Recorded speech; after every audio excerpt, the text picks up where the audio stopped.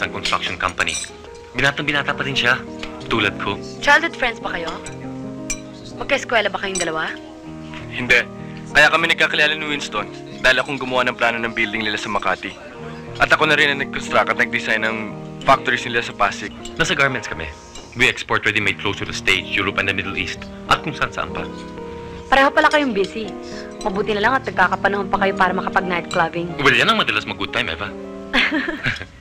Teka, kung hindi ako nagkakamali, ikaw yung madalas na nakaupong malapit sa stage, hindi ba? Right. Sugay ako ng SB nung pambagong bukasyon. Mabuti na lang pinilit niya ako isama nung isang araw. Kung hindi, maaaring hindi kita nakilala.